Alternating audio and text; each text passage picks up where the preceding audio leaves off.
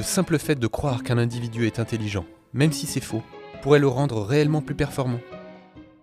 Dans les années 60, un psychologue nommé Rosenthal a tenté de répondre à cette question en menant l'expérience suivante. Il a demandé à 2 groupes d'étudiants d'apprendre à des rats à sortir d'un labyrinthe.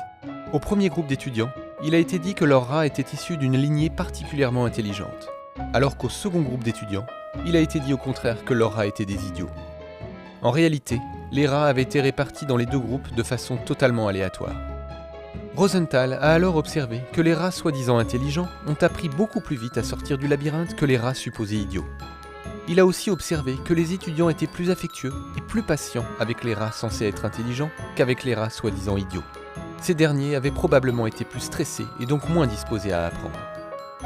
Les comportements des étudiants, influencés par leurs attentes, auraient donc influencé en retour les performances des rats. Rosenthal a nommé cette influence l'effet Pygmalion.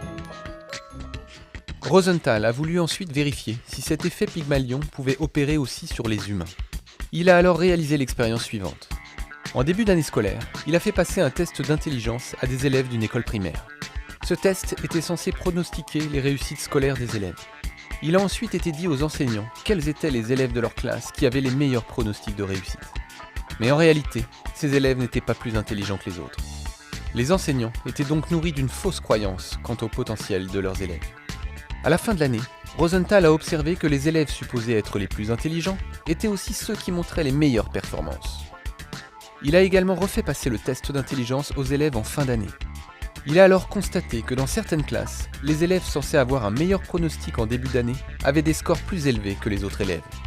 Pour expliquer ces résultats, Rosenthal a avancé que les enseignants auraient fait preuve de plus de bienveillance envers les élèves supposés avoir un meilleur potentiel. Ainsi, l'effet Pygmalion conforterait les attentes des enseignants, ce qui aurait pour conséquence d'entretenir de façon circulaire la stigmatisation. L'effet Pygmalion permettrait alors d'expliquer en partie pourquoi des élèves stigmatisés réussissent moins bien à l'école. La méthodologie de l'étude de Rosenthal a été critiquée. Néanmoins, cette étude pose la question des effets des préjugés sur le bien-être de nos semblables. Car au-delà d'un impact sur les performances, nos a priori et nos jugements peuvent de façon indéniable induire chez l'autre un sentiment de rejet et ainsi affecter sa qualité de vie.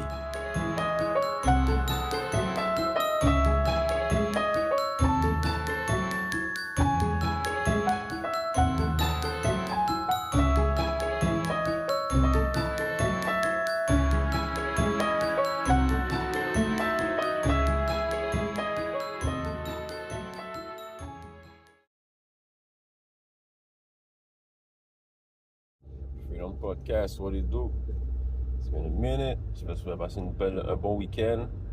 J'espère que vous avez profité de la famille, que vous êtes amusés, que vous êtes reposés, rechargés, long week-end de Pâques. J'espère que vous avez pris le temps pour vous ressourcer. Vous avez fait un peu de prière, peut-être. Comme vous avez pu le voir dans la vidéo, c'est l'effet Pygmalion. C'est un effet que j'ai entendu parler dans un documentaire. Le gars il parlait, puis il a dit ce mot-là, puis ça m'a comme intrigué. Puis après ça, j'ai décidé de faire un deep dive sur c'était quoi cet effet-là.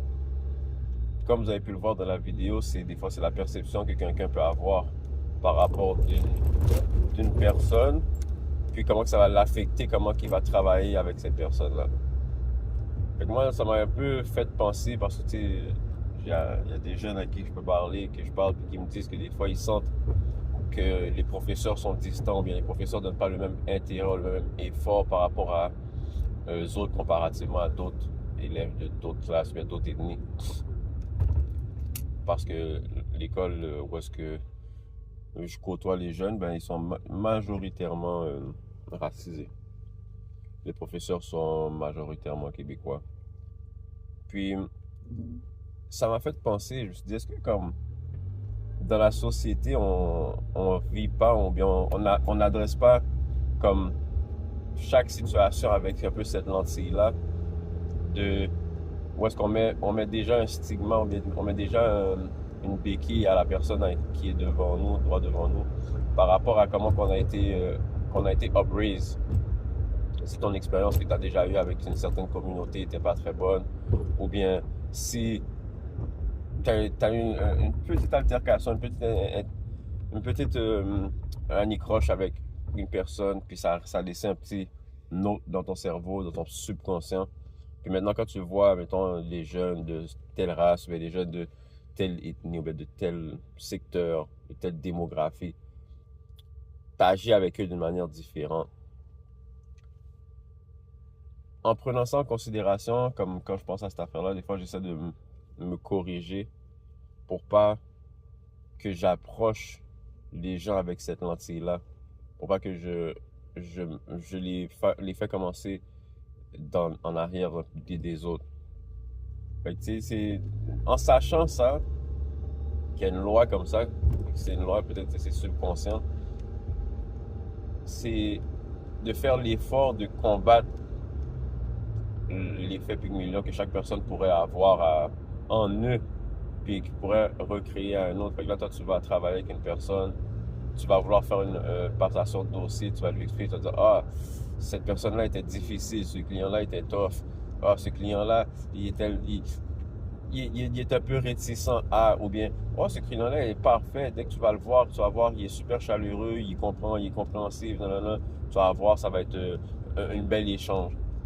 La manière que tu vas travailler avec la personne va être différente, puis va affecter ton approche, you know? Fait que moi, je trouve que c'est un bel effet à faire de la recherche dessus, l'effet Pygmalion. Si vous pouvez faire cette recherche personnelle, ou bien le voir, est-ce que ça s'applique pour vous dans vos vies par rapport à comment que vous interagissez avec les gens, you know? Voir si cet effet peut vous...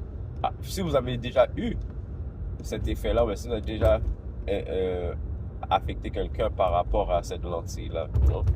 Still, guys, pas prendre trop de votre temps. Allez no work. J'espère que vous avez passé une bonne semaine. Amen. Soyez protégés. Comme je dis, c'est l'alignement mental, physique, spirituel, tout ça. C'est important. Prenez le temps de marcher, il commence à faire beau. Prenez le temps de marcher, allez prendre du soleil. Il n'y a pas trop de soleil, mais prenez le temps de vous ressourcer dans la nature, de prendre le temps pour vous. Amen. That's important, man. On ne sait jamais quand les choses se passent. Il faut être prêt mentalement, physiquement. Bon, si on peut être prêt financièrement, c'est toujours le best. But still, guys, faites attention aux petits effets subconscients qu'on peut avoir, qu'on peut faire subir par les autres, par des fois des petites affaires qu'on ne sait pas subconsciemment. C'est toujours essayer d'être une bonne personne, la meilleure personne avec les gens avec qui on interagit. You know, soyez pas naïfs non plus, mais soyez des bonnes personnes. Peace.